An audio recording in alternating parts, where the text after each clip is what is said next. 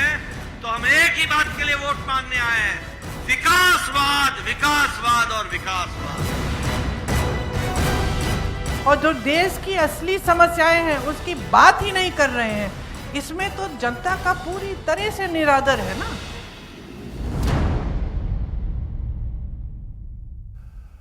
नमस्कार, बहुत स्वागत है। आप देख रहे हैं जेकेएल प्राइम टाइम। मैं हूं आपके साथ अबू हुरैरा।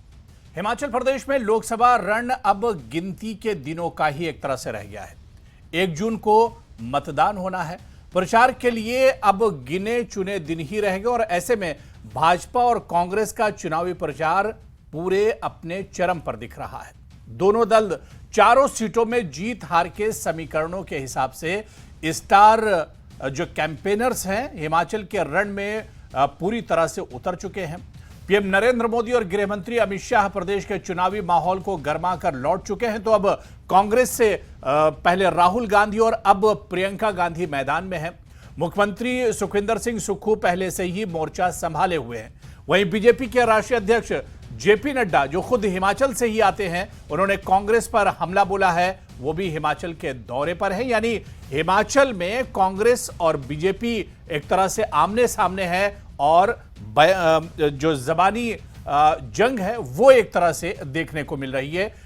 इसी पर आज हम इसी को समझने की कोशिश करेंगे कि चुनाव से पहले बीजेपी और कांग्रेस में जो वार पलटवार का दौर है इसे किस तरह से देखा जाए, इसी को हम समझेंगे।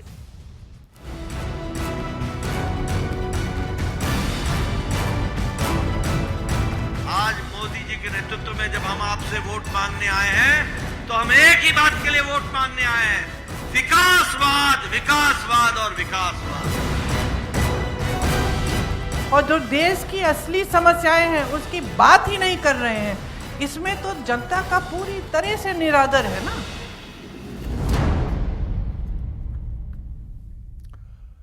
तो हिमाचल में कैंपेन अपने शबाब पर है। अब 2-3 दिन की बात और रह गई है। 1 तारीख को मतदान होंगे और उससे पहले चाहे बीजेपी की बात करें कांग्रेस की बात करें, दोनों की तरफ से मैदान मारने को लेकर पूरी कोशिश की जा रही है। इसी पर चर्चा करेंगे। बहुत खास मेहमान मेरे साथ जुड़े हुए हैं। हंसराज जी हैं मेरे साथ, जो कि हिमाचल बीजेपी के एमएलए हैं, वो हमारे साथ इस चर्चा में जुड़े हुए हैं। इनके अलावा हमारे साथ प्रेम कुमार साहब जो सीनियर जर्नलिस्ट हैं हिमाचल प्रदेश के, पूरे मुल्क की जो पॉलिटिक्स है उस पर गहरी नज़र रखते हैं। प्रेम कुमार जी सर, आपका भी बहुत स्वागत है और हंसराज जी आपका भी बहुत स्वागत है न्यूज़ 18 जेकेएल में। कुछ देर में हमारे साथ कांग्रेस के लीडर भी इस चर्चा में जुड़ेंगे। मैं हंसराज जी आपसे ही शुरुआत करना चाहूँगा कि पूरा फोकस इस वक्त बीजेपी का हिमाचल प्रदेश पे है। पहले प्रधानमंत्री मोदी जी आते हैं, फिर अमित शाह जी आते हैं, जेपी नड्डा जी तो एक तरह से उनका घर ही है हिमाचल प्रदेश, वो भी हिमाचल प्रदेश के दौरे पर हैं। अब सिर्फ गिनती के 2-4 दिन और बचे हुए हैं हंसराज जी, लेकिन जो लड़ाई पहले दिन से शुरू हुई थी यानी वार और पलटवार की कांग्रेस और बीजेपी में, वो अभी भी चल रही है। देखिए, कांग्रेस के साथ तो हमारा युद्ध ही नहीं है। कांग्रेस तो हिमाचल प्रदेश में अपना अस्तित्व खो ही चुकी है। जिस दिन आदरणीय सुखविंदर सिंह सुक्खू जी ने अपने 9 विधायक खोए थे जी, उसका सीधा सीधा मतलब ये था कि इन्होंने अपने जिले से भी 3 विधायक खोए। उसका मतलब बिल्कुल स्पष्ट था कि उन्होंने अपना जनाधार खो दिया है। और जिस तरह की झूठी गारंटियां और वादे इन्होंने किए थे, ओपीएस को लेकर के जो युवाओं को रोजगार देने का सबसे बड़ा छल इन्होंने किया है। सबऑर्डिनेट कमीशन को रद्द करके इन्होंने एक बात तय कर दी कि प्रदेश के युवाओं के साथ जितना अन्याय कर सकते हैं ये वो किया है। और बहनों को जिस तरह से छल किया है इन्होंने, वो 1500 रुपए का कहा था। तो मेरा मानना यह है कि हिमाचल की जनता बहुत जागरूक है। वो सदैव ही प्रो रही है टुवर्ड्स द डेमोक्रेसी। तो मुझे लगता है इस आजाद हिंदुस्तान में ये पहला चुनाव है जब हिमाचल प्रदेश के मतदाता ये तय करेंगे कि उनको ऐसे एक जिसको हम कहेंगे कि ऐसी सरकार चाहिए जो अव्यवस्था का माहौल हिमाचल प्रदेश में पैदा करती है। और एक तरह से 16 महीनों में इन्होंने हिमाचल प्रदेश को बहुत पीछे धकेला है। माननीय प्रधानमंत्री जी की बहुत कल्याणकारी योजनाएं जो आम महिला के रूप में एक आम नागरिक तक पहुंची आयुष्मान के रूप में, एक छत ऊपर से देने के लिए प्रधानमंत्री आवास पहुंचा, और मैं ये कहूंगा कि जन जन तक एक किसान के लिए जो किसान नहीं तो सम्मान प्रियंका गांधी हंसराज जी कह रही है कि आपदा के दौर में भी प्रधानमंत्री हिमाचल प्रदेश नहीं आए, बीजेपी ने कुछ नहीं किया, केंद्र की सरकार ने हिमाचल के लिए आपदा के दौर में कुछ नहीं किया। कांग्रेस का सबसे मैं कहूं दुर्भाग्य तो यही है जी कि यही गांधी फैमिली इनको डुबो देगी। यही प्रियंका दीदी हैं जो यहाँ पर उस वक्त आई थी जब इनके हमारे विधानसभा के चुनाव थे जी। इन्हीं प्रियंका जी ने अलग अलग वादे और ये वो सारे ड्रामे किए थे। इनसे पूछिए, ये सिर्फ छराबड़ा जो इनका अपना निवास है, जो पिकनिक के लिए इन्होंने शिमला में बनाया हुआ है, वहां आती है, पिकनिक मनाती हैं, और न मंडी जाती है, न मनाली जाती है, न ही कुल्लू जाती हैं, न चंबा आती हैं, और अभी एक दो दिन पहले चंबा आई थी। तो हिमाचल में चंबा के लोगों ने सरासर नकारा, इन्होंने पूरी मशीनरी लगाई, लेकिन 1200-1500 से ऊपर लोग ही नहीं आए। दुर्भाग्य है इस प्रदेश का कि जो गांधी फैमिली है वही जो है वो कांग्रेस को डुबो रही है।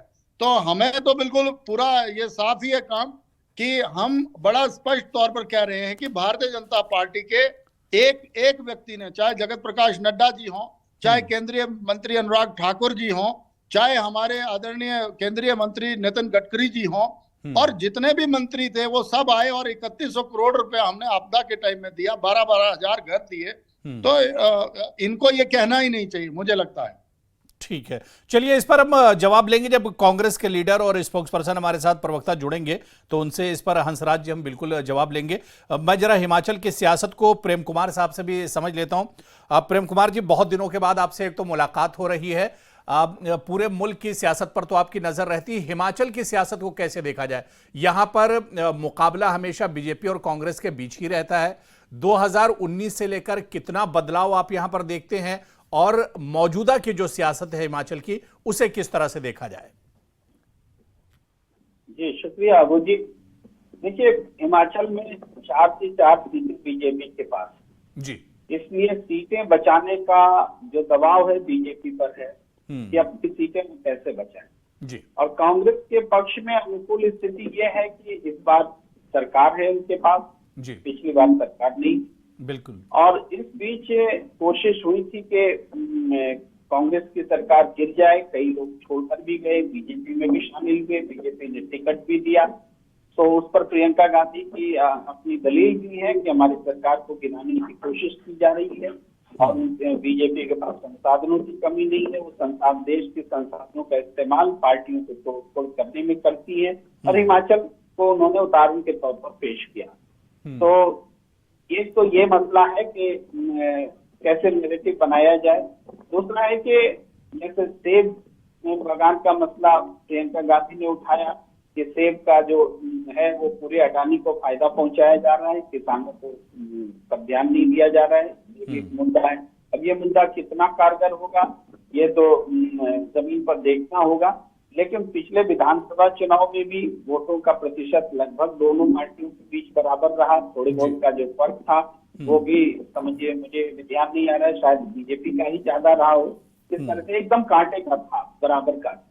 तो इस बार लोकसभा चुनाव में ये जरूर है कि बीजेपी के लिए एक मुश्किल समय है कि वो अपनी 4 सीटें कैसे बचाएं।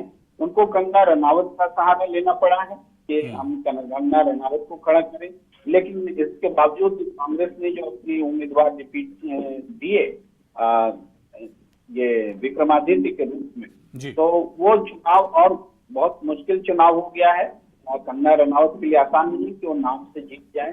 और ये तो मुझे लगता है कि हिमाचल प्रदेश में एक टफ फाइट है, और उस टफ फाइट में बीजेपी के लिए अपनी कितनी सीटें बचाएंगी, 4 में 1 बचाएं, 2 बचाएं, हम तो समझते 2 तो वो बचा ही लेंगे, लेकिन बाकी 2 कम से कम है बहुत जूझना पड़ेगा।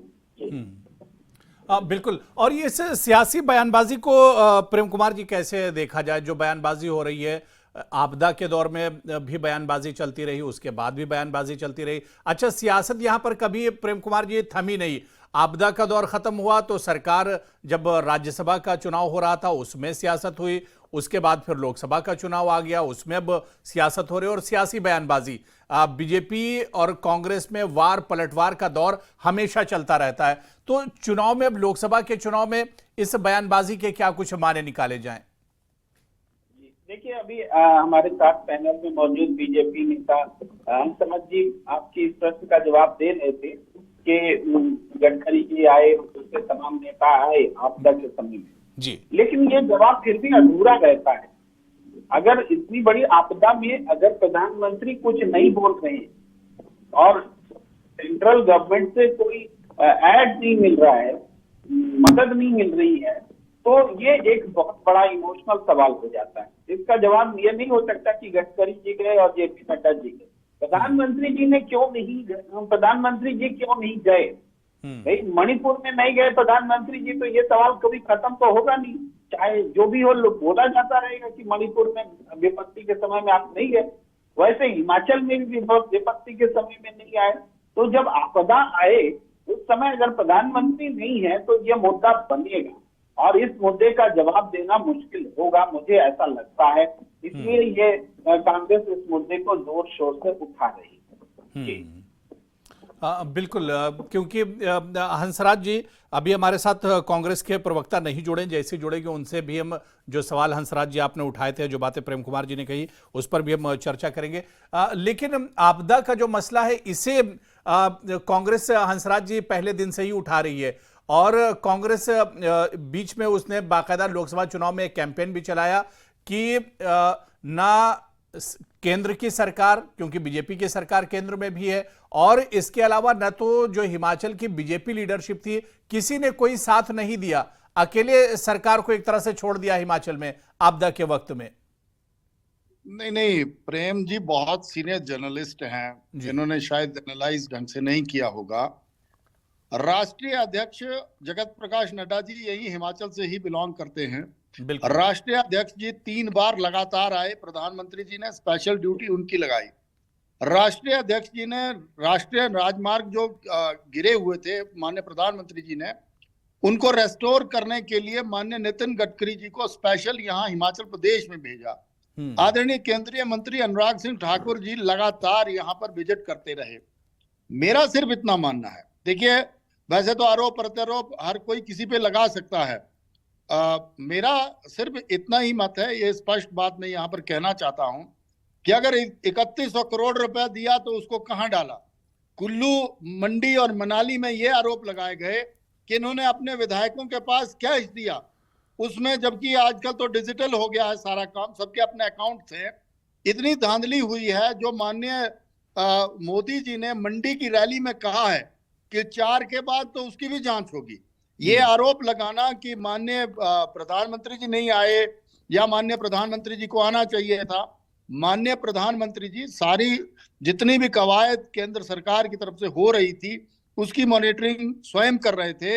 हम जो विधायक वहां से जीते हुए लोग हैं, हम लोगों की बाकायदा ड्यूटी लगी हुई थी और 12,000 घर देना ये सीधा स्पष्ट करता है। और मुझे लमसम मुझे ये याद आ रहा है कि 1800 करोड़ रुपया मनरेगा में सिर्फ डंगे और ये वो लगाने के लिए दिया गया है। मेरा सिर्फ यही कहना है आपके चैनल के माध्यम से कि माननीय प्रधानमंत्री जी ने पूरी पैनी नजर रखी थी और जिस तरह से राहत दे सकते थे, चाहे नेशनल हाईवे दुरुस्त करने थे, चाहे वो लिंक रोड्स में, प्रधानमंत्री ग्राम सड़क योजना में और भी जितने फंड्स मुहैया करवा सकते थे, भारत सरकार ने वो करवाए। और हमने बराबर प्रधानमंत्री जी के न जाने पर भी सवाल उठे हंसराज जी। प्रधानमंत्री जी, इतनी बड़ी आपदा पिछले 50 सालों में इतनी बड़ी आपदा हिमाचल प्रदेश में नहीं आई है, लेकिन प्रधानमंत्री जी वहां पर नहीं जाते, उनके न जाने पर भी सवाल उठे।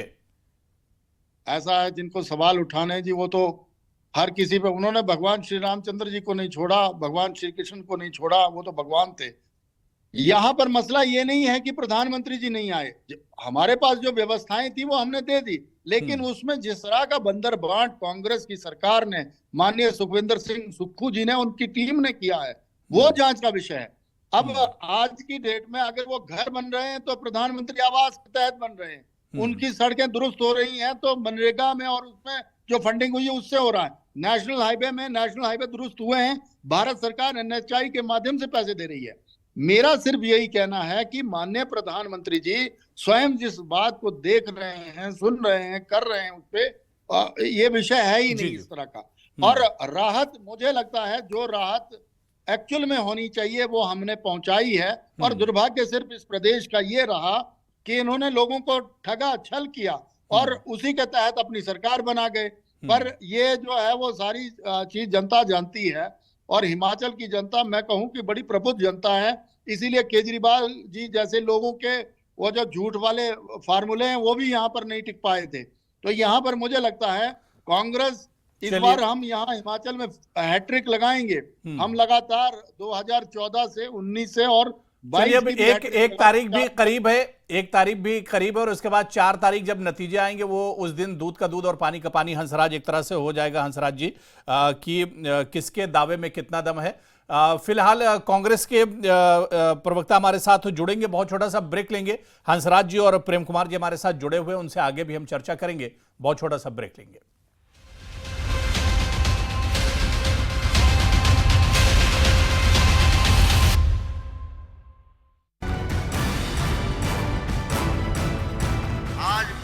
नेतृत्व में जब हम आपसे वोट मांगने आए हैं तो हम एक ही बात के लिए वोट मांगने आए हैं, विकासवाद, विकासवाद और विकासवाद। और जो देश की असली समस्याएं हैं उसकी बात ही नहीं कर रहे हैं। इसमें तो जनता का पूरी तरह से निरादर है ना।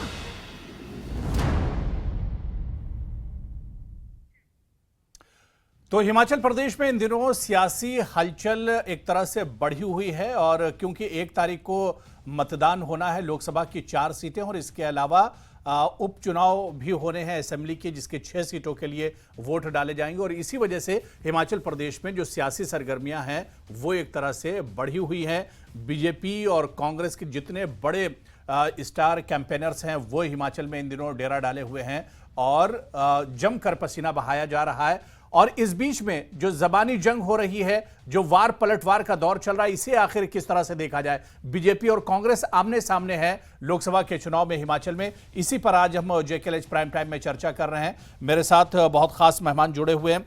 प्रेम कुमार जी सीनियर जर्नलिस्ट हैं, उनसे भी हम हिमाचल प्रदेश की सियासत को समझने की कोशिश कर रहे हैं, चुनाव को समझने की कोशिश कर रहे हैं। प्रेम कुमार जी, एक चीज तो है जो बात प्रियंका गांधी ने यहां पर हिमाचल प्रदेश में कही कि हिमाचल प्रदेश में भी जो प्रदेश के अपने अंदरूनी इश्यूज हैं उसे न उठाकर बीजेपी यहां पर भी नेशनल इश्यूज पर ही बात कर रही है। चाहे 370 की बात की जाए, चाहे जिस तरह से कोरोना में टीके की बात की जाए, या इसी तरह से और भी बहुत से इश्यूज हैं जो नेशनल इश्यूज हैं, उन्हीं पर बीजेपी चर्चा कर रही है, ना कि हिमाचल के अपने बहुत से इश्यूज हैं जिस पर इससे पहले भी आपने रोशनी डाली थी। चाहे किसानों की बात करें, चाहे बागवानों की बात करें, इस तरह के बहुत से इश्यूज हैं।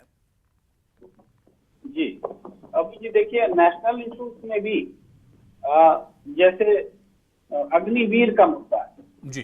अब अग्निवीर का मुद्दा बीजेपी डिफेंड नहीं कर पाती। राष्ट्रीय मुद्दे तो है, अब CAA NRC हो कि 370 हो, उसको हिमाचल प्रदेश की जनता का से बहुत ज्यादा असर नहीं पड़ता है। एक नेशनल नैरेटिव है वो, जैसे सब पर पड़ता है वैसे उन पर भी पड़ता है। लेकिन अग्निवीर तो ऐसी योजना है जिसका उन प्रदेशों में जहाँ सेना ज्यादा है, सैनिक ज्यादा है, जहाँ बच्चे लगातार सेना में जाते हैं, उनके ऊपर बहुत असर पड़ रहा है। वो चाहे बिहार, यूपी हो, चाहे उत्तराखंड हो, चाहे हिमाचल प्रदेश हो, चाहे राजस्थान हो, इन सब जगहों पर एक इच्छा रही है, लोगों की लालसा रही है कि सेना में हम जाएं, और उसको लेकर के बहुत गुस्सा है। तो इस गुस्से को अगर बीजेपी एड्रेस नहीं करेगी, अगर इसका जवाब नहीं देगी कि सेना में 2 तरह की भर्तियां क्यों हुई, 4 साल की नौकरी क्यों करें, आपको हम 5 साल के लिए वोट दें और आप हमें 4 साल के लिए अपनी बिल बनाएं, तो इसका जवाब अगर नहीं देगी तो हिमाचल प्रदेश में जहां इतना नजदीकी मामला विधानसभा चुनाव में रहा या लोकसभा चुनाव में भी पार्टी की टक्कर रहती है, वहां चुनाव कैसे जीत पाएगी। बीजेपी को तो अपना काम करना पड़ेगा कि लोकल इश्यूज में हम हिमाचल की सरकार को घेरें और नेशनल इश्यूज में जो मुद्दे कांग्रेस हमारे खिलाफ उठा रही है उसका हम जवाब लेकर के आए। बिल्कुल तो बिल्कुल यहाँ पर- प्रेम कुमार जी, सर मेरे साथ केवल सिंह पठानिया जो एमएलए हैं कांग्रेस के हिमाचल से हमारे साथ जुड़ चुके हैं, उनको भी जोड़ लेते हैं, अब समय भी कम बचा है। केवल सिंह पठानिया जी, आपका भी बहुत स्वागत है न्यूज 18 JKLH में। केवल सिंह पठानिया जी, आज तो इससे पहले प्रधानमंत्री मोदी जी, अमित शाह जी और इसके बाद अब नड्डा जी ने भी अब कांग्रेस पर निशाना साधा है। उन्होंने भी कहा है कि अब 4 तारीख के बाद तस्वीर बदलने वाली है हिमाचल की। जहां तक ये बजाय निशाना साधते कि जब आपदा आई थी जी, अगर इन राष्ट्रीय हमारे माननीय प्रधानमंत्री जी को और देश के हमारे होम मिनिस्टर और राष्ट्रीय अध्यक्ष को जब 584 आदमियों की डेथ हुई थी और लगभग 18,000 लोग जो हैं बेघर हुए थे, बजाय उस वक्त अगर संवेदना दिखाई होती तो ये निशानेबाजी वाली बात ही नहीं रहती।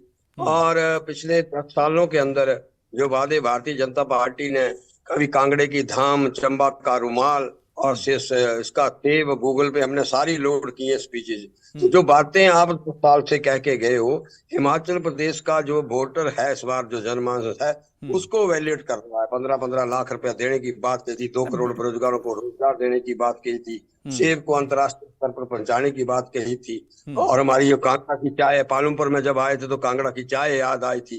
तो कहाँ वो, और इसके साथ साथ जो मैं कहता हूँ राष्ट्रीय आपदा के लिए जो विधानसभा से हमने पास करके मुख्यमंत्री जी ने भेजा था, अब संवेदना नहीं, अब हिमाचल की याद जो है लंबे समय के बाद जब मतदान वोट जो है इलेक्शन डिक्लेयर हुए तब जो है माननीय प्रधानमंत्री और उनको याद आई है। हिमाचल प्रदेश की जनता जो है वो तय कर चुकी है।